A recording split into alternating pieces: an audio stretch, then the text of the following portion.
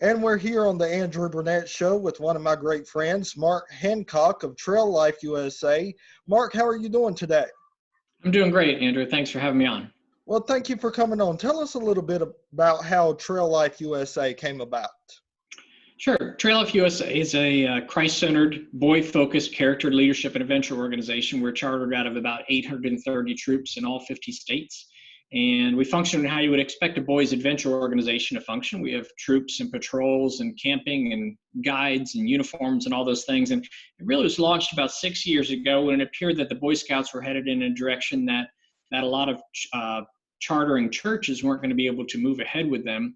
And there became it was a grassroots movement, and about 300 volunteers across the country started talking about what would it look like if we had a specifically unapologetically Christian boys organization manned by and led by specifically Christian men. Now, boys of any faith or no faith at all are welcome to join, but all of the leadership is Christian, signs a statement of faith and agrees to a statement of values.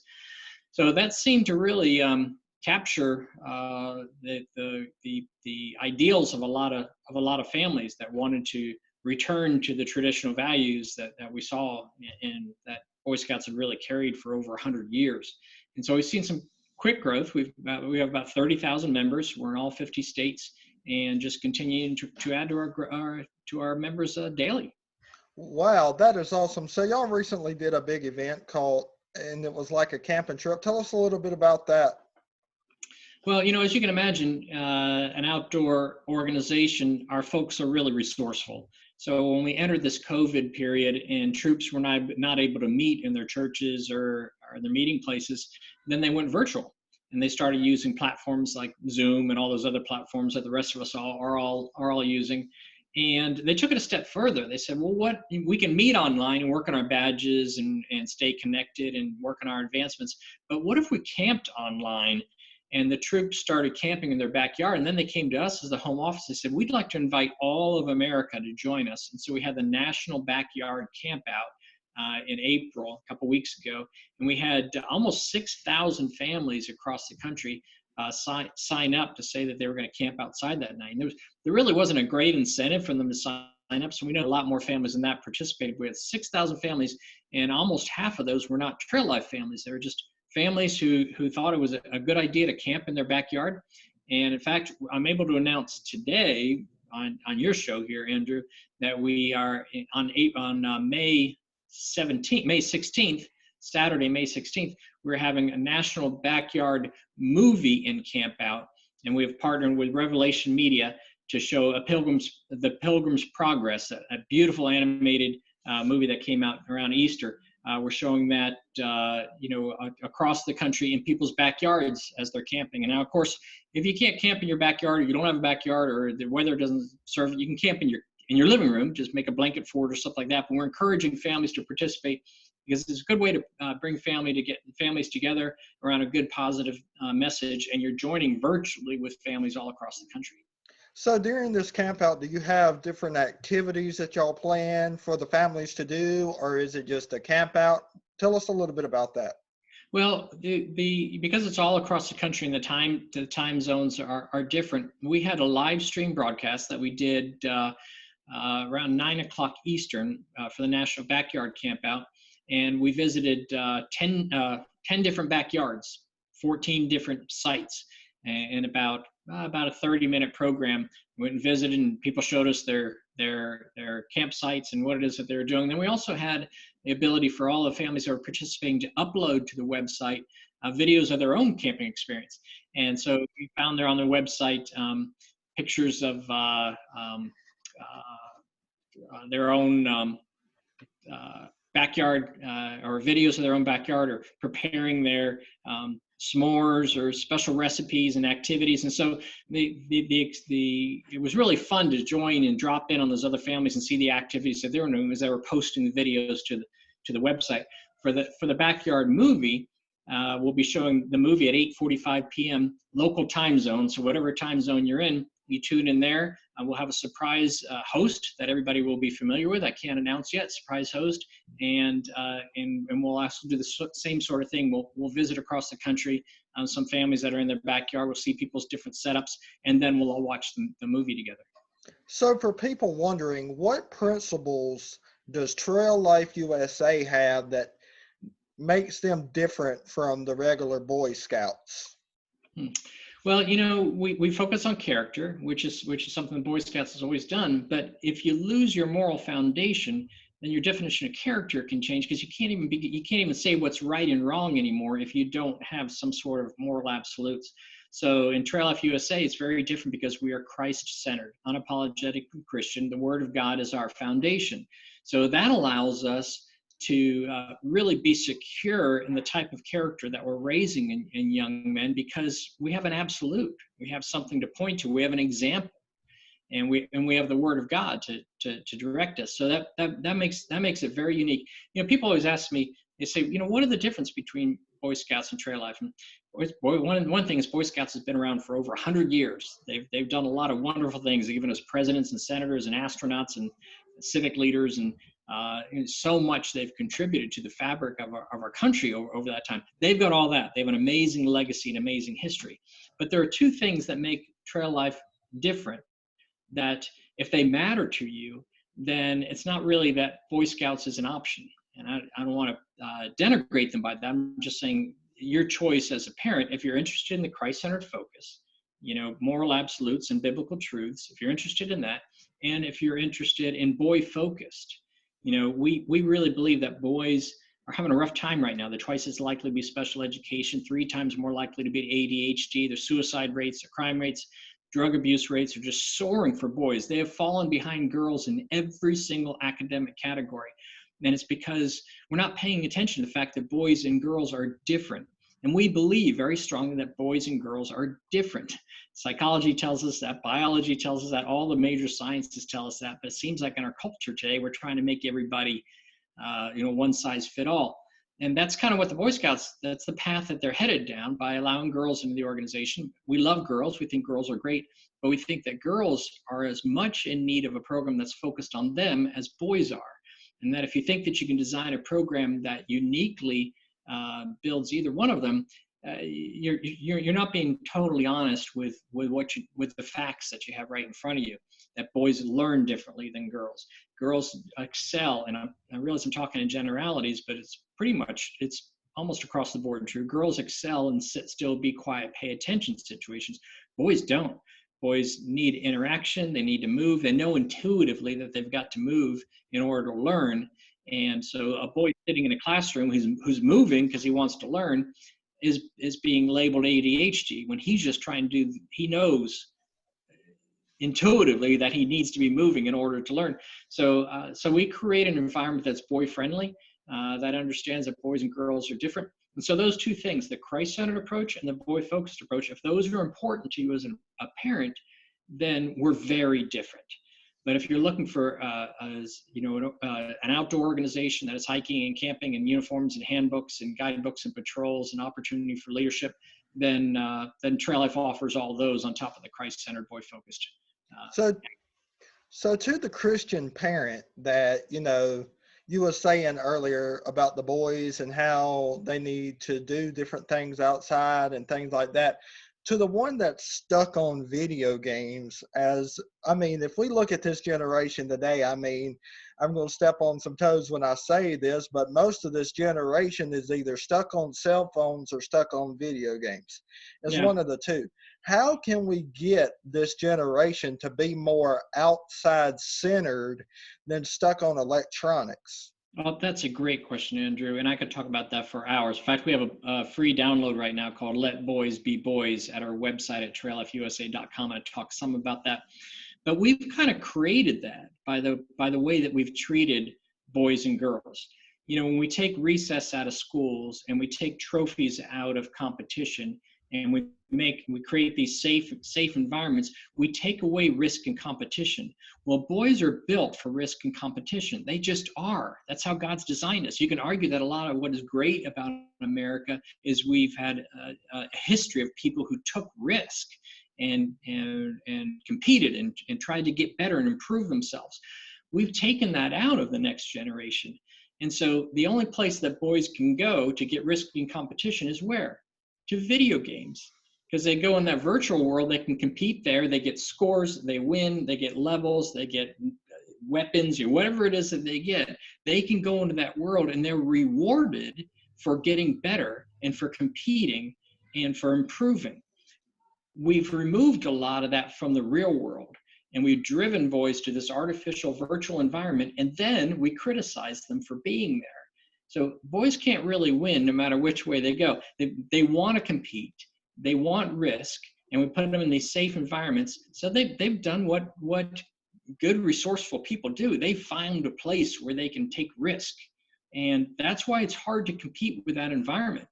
Because the real world doesn't offer it. But in Trail Life USA, we do. We offer risk and competition. We offer leadership opportunities, and we offer, you're working on a badge, and you're not just going to get the badge because you tried hard. You're going to get it because you actually did the work. And maybe you failed at it. Maybe you took a 50-mile hike and it was really, really hard for you. Well, you know what? After day one, we don't have mom come pick you up and take you home. We get around you and we encourage you and we tell you to fight your way through it. And after day 5, you're like, wow, I did that. That's amazing. I can do hard things. Well, we need to show boys that they can do hard things. We tend to interrupt the process of a boy developing through a hard thing and make it easy for him. We snowplow the roads for them, as it will. And because of that, we're driving them inside where they can be challenged with these different things. And that's what the video game developers have done so well. Another group that does a really good job is gangs. Boys are wired to evaluate 3 things: who's with me, who's in charge, and what is our mission. And for the most part, we've taken that away from boys too. But if we can show boys who's in charge, which we do at Trail Life, there's a hierarchical structure in the boys' patrol. There may be another boy who's leading that patrol, and then there's adults who are leading the troop. So this hierarchy, they know who's in charge. They know who's with them because they're in a patrol where they're a group of guys. They may have a name for that patrol. They wear the same uniform. They're moving together as a unit, so they know who's with them. And third, they know their mission really clearly. It may be, hey, plan this camping trip, or plan the next meal, or plan this hiking excursion, or plan this, whatever. The boys are working together on a mission. So it's clearly knows who's in charge, who's with them, and what is their mission. And gangs do that really well, which is why gangs are growing so tremendously, because they appeal to that part of boys. So we do that in Trail Life. We appeal to that boy part of boys that's being ignored in so much of our culture today, and we give them good, solid, safe risk and competition so that they can achieve good things rather than what they're achieving in gangs. So do you think with these principles being taken away, as you're talking about, do you think boys are more fallen to receive like depression and anxiety and things of that nature without being able to like achieve certain goals in life? So they turn to video games, they turn to electronics and things like that. Yeah, we're wired by God in the garden to be fruitful, to multiply, to subdue, to have dominion. We're wired. It's built into us. See, remember, Adam was created in the wild, and then he was placed in an ordered garden. And that's where Eve was brought forth in that ordered, structured place. Adam was kind of created in the wild. So it's in us to want to achieve those things and to be productive. I know for me, at the end of the day, if I can't point to something that I've produced that I feel good about, it makes me feel a little bit down about myself. But because we've expected less from boys, then we're not allowing them to either fail or succeed in any great way. We're holding them towards this kind of just don't do anything. And I like to talk about it as, if we're not careful, we're producing a generation of unproductive narcissists. They're unproductive because we really haven't asked them to do anything. We haven't challenged them to do anything hard. And they're narcissists because they think that they can do anything, and they don't actually have to test that. I know some of the greatest lessons for me were out of failures. And so if I hadn't learned that I can fail and get back up and try harder, or I can get back up and try something different, I can get back up. If I don't learn that, then what happens is I fail and I give up. And that's what we're seeing in generations today, is this failure to launch, it's called, where young men go through this experience of not being challenged to do anything and not being allowed to fail and succeed. And the first time they do fail, when they get out of high school, get out of college or something, get their first job, the first time they do fail, they give up on themselves because they haven't learned that, no, when you fail, you get up and you try again.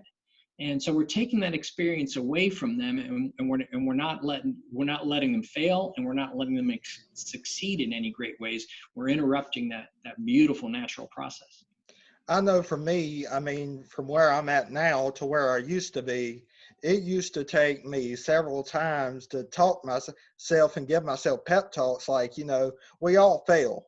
And I have to remind myself daily of the scripture that says we all fall short of the glory of God. So I mean, I'm sitting here and I mean, I'll be laying in the bed all day long trying to talk myself to get out of that depression, get out of that muck that you're in, because God's created you for a better purpose. And just like you said, sometimes you have to rewire, you have to recreate those ideas. And I mean, I say failures are always set in place so that you know how you're going to achieve what you've been set out to do. Yeah, no, there's great opportunity in failure. It's a book that I've written on Amazon right now. It's called "Why Are We Sitting Here Until We Die?" And it comes out of a chapter of Second Kings, and it talks about the leper being at the gate, and he's the city's under siege, and he asks that question: Why are we sitting here until we die? If we go inside the city, we starve to death. If we go out to the enemy, then he kills us. But we might as well get up and do something, because we're going to die either way. And he gets up and does something. Well, you got to read the story yourself. But it's amazing how it is that God moves on his behalf. And so many times we neglect that as believers, and particularly as men in a culture that's pushing men down.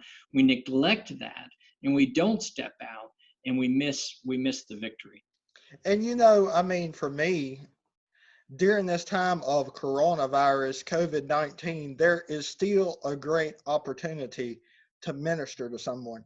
I mean, there's so many people that are sitting on social media complaining about, oh, how bad the quarantine is. And I agree, it is bad. And I agree, it is something serious. But what better time to go out and help a neighbor if you see a neighbor that's in need? Or what better time to carry food to somebody that you know is in the elderly? I mean, with you being in Boy Scouts and everything, that, I mean, what greater time to be outside doing things? I mean, it's not time to turn to video games or electronics. It's time to go outside and conquer the world. Yeah, you're exactly right. And we talked to our trailmen. A neat thing about this time, Andrew, is that normally I wouldn't get to visit troops. We got them all 50 states, but I get invited to all the troop meetings on Zoom. So I get to visit, troops just about every night. I'm in a different troop in a different state, and it's just wonderful. And when I talk to them, they always ask me to say a few words, and I talk to them about finding purpose in difficulty.